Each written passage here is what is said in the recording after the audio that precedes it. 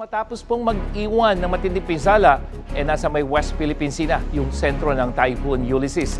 Pero dahil sa bagyo, signal number 1 pa rin mga kapuso, dyan sa may western portion ng Pangasinan, dyan sa buong probinsya ng Tarlac, western portion ng Pampanga, dyan sa may Zambales, Bataan at Lubang Island habang ibinaba na po ang storm signal sa iba pang lugar sa bansa.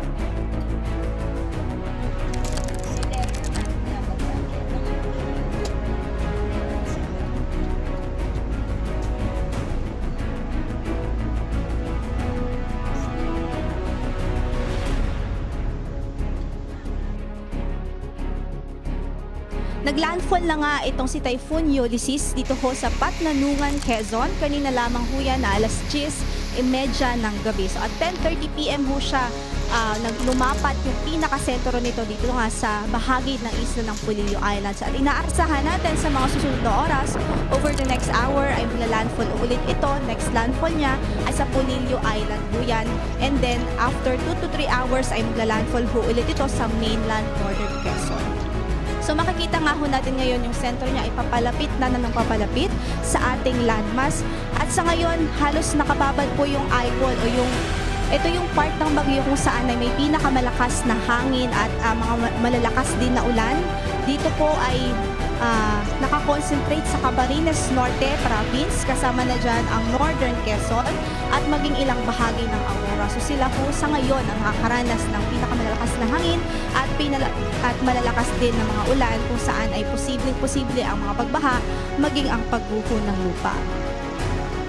At 10 PM kanina, namata ng sentro nito sa layong 70 kilometers silangan ho yan ng Infanta, Quezon, and at 10:30 nga ay naglandfall na ho ito sa Patnanungan, Quezon. Ang maximum sustained winds niya po ay dumagdag pa. So ibig sabihin, lumakas pa ho ito.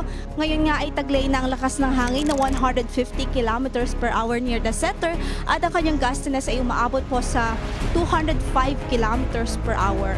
Ang kanyang direksyon sa ngayon, bahagya na po itong nag-west-northwestward sa bilis na 15 kilometers per hour. Pero kung mapapansin ho natin, may kabagalan pa rin ang pagtakbo nitong si Typhoon Ulysses, kung kaya isa yan sa rason kung bakit mas destructive ito at mas nakakapaminsala ito ngayon sa mga dinadaan ng lugar. Narito ang latest radar image ho natin. Makikita natin dito ang paglapat mismo ng sentro ni Typhoon Ulysses dito nga sa Patnanungan, Quezon.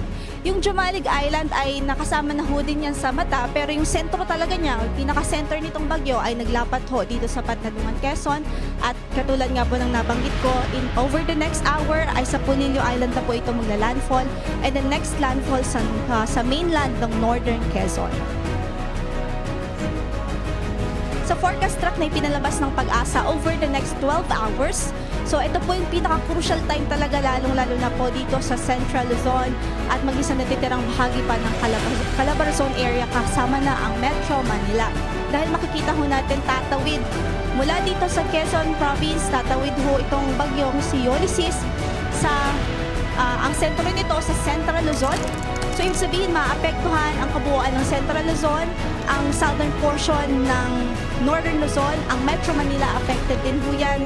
Ang Calabarzon, na natitirang bahagi pa ng Calabarzon ay hagip din ho ng inner rain bands, pati na rin ho yung outer eye wall. At sa kasalukuyan, in-expect natin na after traversing the landmass ay pupunta na ho ito sa West Philippine Sea, pero 24 hours pa po yan. So ngayong gabi hanggang bukas na mamayang madaling araw at bukas ng umaga,